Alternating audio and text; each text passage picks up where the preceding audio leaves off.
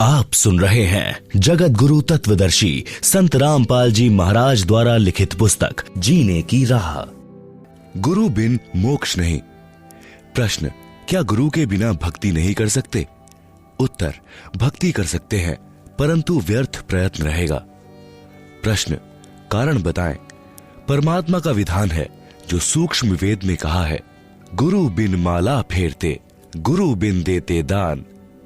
गुरु बिन दोनों निष्फल हैं, पूछो वेद पुराण। रामकृष्ण से कौन बड़ा, उन्हों भी गुरु कीन्ह। तीन लोक के वेधनी, गुरु आगे आधीन। रामकृष्ण बड़े तिन्हु पुर राजा, तिन गुरु बंद कीन्ह निज काजा। भावार्थ, गुरु धारण किए बिना यदि नाम जाप की माला फिराते हैं और दान देते हैं, वे दोनों व्यर्थ हैं। यदि आप जी को संदेह हो तो अपने वेदों तथा पुराणों में प्रमाण देखें। श्रीमद् भगवद गीता चारों वेदों का सारांश है। गीता अध्याय 2 श्लोक 7 में अर्जुन ने कहा कि हे श्री कृष्ण, मैं आपका शिष्य हूँ, आपकी शरण में हूँ। गीता अध्याय 4 श्लोक 3 में श्री कृष्ण जी में प्रवेश करके काल ब्रह्म ने अर्जुन से कहा कि तू मेरा भक्त है। पुराणों में प्रमाण है कि श्री रामचंद्र जी ने ऋषि वशिष्ठ जी से नाम दीक्षा ली थी और अपने घर व राजकाज में गुरु वशिष्ठ जी की आज्ञा लेकर कार्य करते थे। श्री कृष्ण जी ने ऋषि संदीपनी जी से अक्षर ज्ञान प्राप्त किया तथा श्री कृष्ण जी के आध्यात्मिक गुरु श्री दुर्वासा ऋषि जी थे। कबीर परमेश्वर जी हमें समझाना चाहते हैं कि आप जी श्री राम तथा श्री कृष्ण जी से तो किसी को बड़ा अर्थात समर्थ नहीं मानते हो। वे तीन लोक के मालिक थे, उन्होंने भी गुरु बनाकर अपनी भक्ति की, मानव जीवन सार्थक किया। इससे सहज में ज्ञान हो जाना चाहिए कि अन्य व्यक्ति यदि गुरु के बिना भक्ति करता है तो कितना सही है, अर्थात व्यर्थ है। गुरु के बिना देखा देखी कही सुनी भक्ति को लोक वेद के अनुसार भक्ति कहते हैं।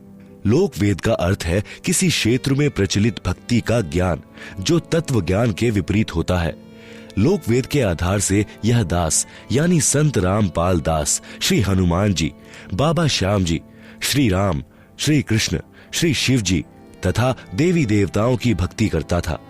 हनुमान जी की भक्ति में मंगलवार का व्रत, बूंदी का प्रसाद बांटना, स्वयं देशी घी का गिच चूरमा खाता था।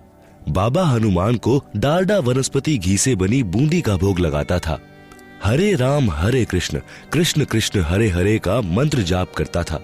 किसी ने बता दिया कि ओम नाम सबसे बड़ा, इससे बड़ा न कोई। ओम नाम का जाप करे तो शुद्ध आत्मा होए। आप सुन रहे हैं जगत गुरु तत्वदर्शी संत रामपाल जी महाराज द्वारा लिखित पुस्तक जीने की राह का पेज नंबर 212 है। इस कारण से ओम नाम का जाप शुरू कर दिया। ओम नमो शिवाय यह शिव का मंत्र जाप करता था। ओम भगवते वासुदेवाय नमः यह विष्णु जी का जाप करता था।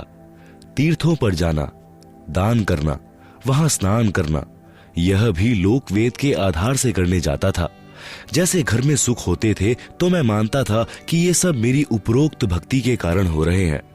जैसे कक्षा में पास होना, विवाह होना, पुत्र तथा पुत्रियों का जन्म होना, नौकरी लगना, ये सर्व सुख उपरोक्त साधना से ही मानता था। कबीर परमेश्वर जी ने सूक्ष्म वेद में कहा है, पीछे लाग गया जाऊं था मैं लोक वेद के साथ, रास्ते में सतगुरु मिले दीपक दीन्हा हाथ।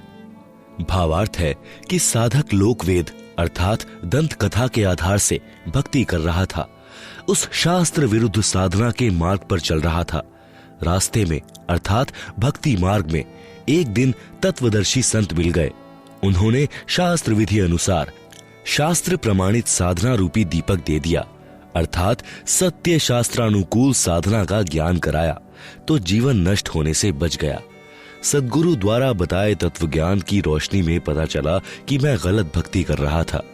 श्रीमद् भगवद गीता अध्याय 16 श्लोक 23-24 में कहा है कि शास्त्र विधि को त्याग कर जो साधक मनमाना आचरण करते हैं उनको न तो सुख होता है, न सिद्धि प्राप्त होती है और न ही गति अर्थात मोक्ष की प्राप्ति होती है, अर्थात व्यर्थ साधना है।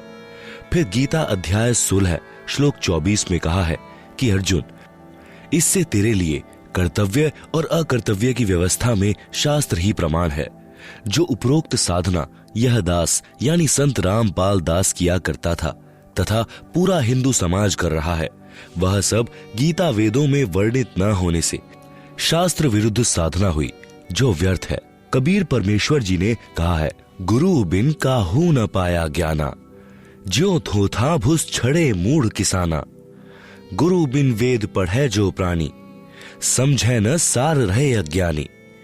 इसलिए गुरु जी से वेद शास्त्रों का ज्ञान पढ़ना चाहिए, जिससे सत्य भक्ति की शास्त्रानुकूल साधना करके मानव जीवन धन्य हो जाए। आप सुन रहे हैं जगत गुरु तत्वदर्शी संत रामपाल जी महाराज द्वारा लिखित पुस्तक जीने की राह।